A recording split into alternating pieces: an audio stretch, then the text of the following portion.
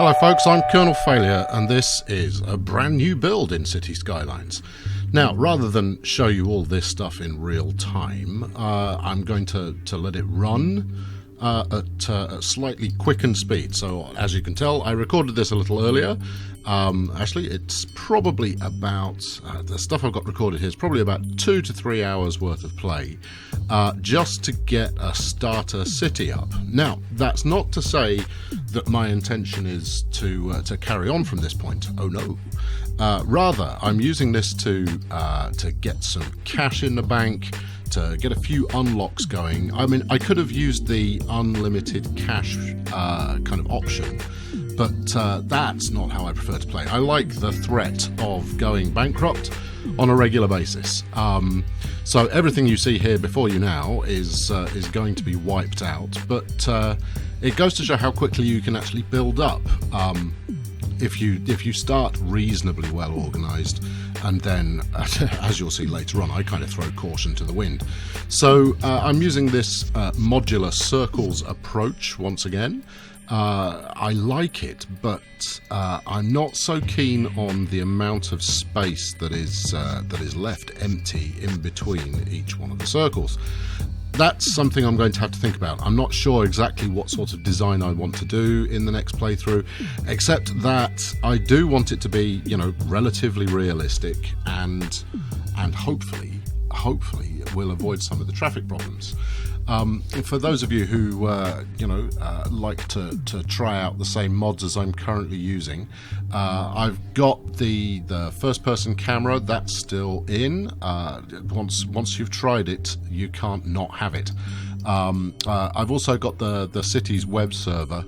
I only dabble with that once in a while, but to be honest, one of the things that I want to do in this new game is to use that much more often. I probably won't feature it on my videos too much, but I'd like to use it to kind of track progress and make sure that everything is going according to plan. And one of the things that it does really nicely is tell you when you've got traffic building up, and the number of empty places you've got somewhere. So it gives you a good measure of if some extra growth is still to be expected, or whether you've kind of maxed areas out. So yeah, I will be making good use of that. I've also still got the terrain tool, what is it called? It will come to me in a minute, I'm sure. It's not geoscaping, it's the terraforming. There you go, that's the fella. Yeah, I've got the terraforming mod still installed, and to be honest, I think that might be the cause of the occasional tree disappearances that I've been suffering of late. Now, as much as this video is sped up anyway, I'm running it at 5 times normal speed. As you can see in the bottom corner, I'm actually running the game at full speed as well, which can only mean one thing. Yep, traffic plus has gone.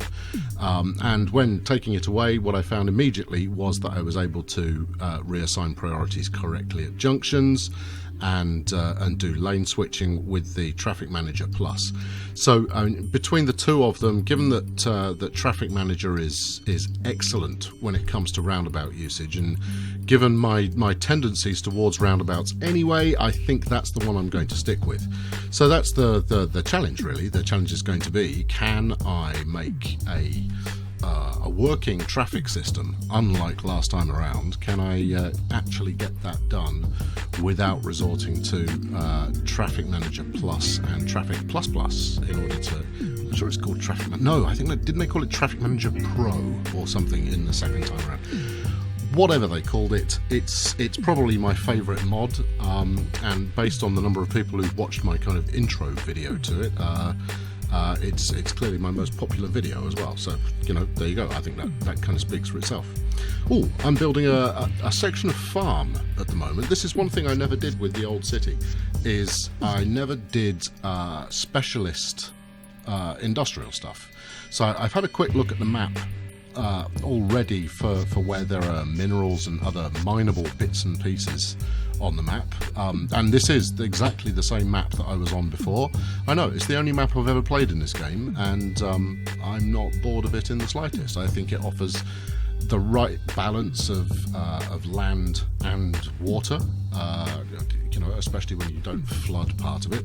But I'm going to bypass the dam this time around, and I think I'll probably go straight for nuclear power if I can make a beeline for it. But yeah, doing dedicated industrial areas is most definitely on the agenda. So I've got farming up in this kind of early test case just to see what it does. And what it does is it snarls your streets up full of tractors, which is terrific. That, as you can tell, by this point I'm basically just infilling. Going back to the start of the original playthrough, it was very obvious that you can really bang out a relatively decent sized city without any due care and attention. I mean, you only need to make the slightest of nods towards providing services correctly, and the city will flourish. So, we're stuck with this standard junction at the moment, and that's all going to change. In fact, all of this, you can say goodbye to it, because I'm going to delete it all before I play properly. I think by the end of this kind of high-speed version, I'm up to about 2.5 million in the bank. So I know it's almost like playing with unlimited money, except it means that once I've actually got my initial infrastructure up, it's going to have to pay for itself, or I'm going to run out of cash quite quickly. Not to mention the fact that obviously with the game clock already running, there's no certainty that people will actually move in. They might kind of go, no, that city's done, I'm through with it. So there might need to be some clever things done with tax in order to induce people forward. Right, okay, so as you can see, I've started a second area here, and this isn't just because I want to make a mess of more of the landscape, although that's clearly what I'm going to do. It's more a case that I didn't want to snarl up the traffic in the original zone to the point that it could no longer be profitable. It was already starting to get to the point where fairly hefty queues were turning up, but they were cyclical queues. So you'd get a queue in one road for a couple of minutes, and then a couple of minutes later it'd be completely clear, and then it would change, and different areas were queuing in different orders and so forth. So it kind of hit breaking point. I mean, that's drawing in a kind of a bypass street right there. I identify a couple of those crossing sections that were just causing more harm than good, get rid of those, and then I got it to the point I wanted to get into the teens as far as thousands of population, so that, and there you go, we're up to 12,000 now, and you can see that the traffic has really built up, and also I've basically just been infilling like mad. And, this is a pretty familiar scene. And I think anybody that starts on this map is going to have a pretty familiar scene in this area because of the starting highways that are put there. You have no choice but to, when you start out, to run these two highways down through the centre of this area. And I would imagine that most people on their first play of it would do exactly what I did and build out from that section and then never really put much effort into replacing it. Not this time, friends. I'm going to build up the cache and then delete all of this, and we'll do something far more interesting. So I'm not going to, infill the entire map. It's going to be, definitely segregated in terms of distinct areas, but I want to make sure the traffic works. I want to get traffic flowing as smoothly as possible. I don't think it's possible to be entirely unclogged. Public transport obviously plays a key in that, but it's not possible to make it so you never have any queues anywhere, at least not in my experience. I'm far from being the most technically advanced city builder in the world, but I've got game. I'm not a complete fool. Anyway, there you go. So, I mean, this is the city as it stands right now. We're making double-figure thousands pretty much in terms of weekly revenue. The number of people living there is still going up. So I'll be able to start from a point where I've got some stuff unlocked. I'm going to turf all this population out and hope I can get them to move back in. But I'll have cash in the bank, unlocked some of the more critical roads.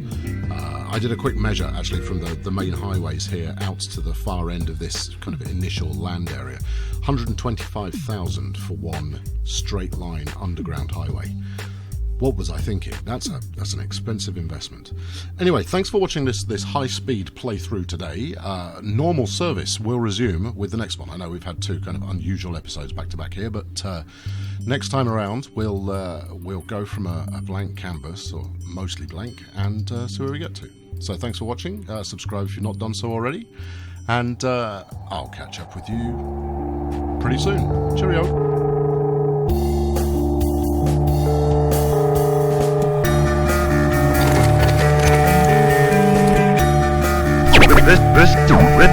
Listen.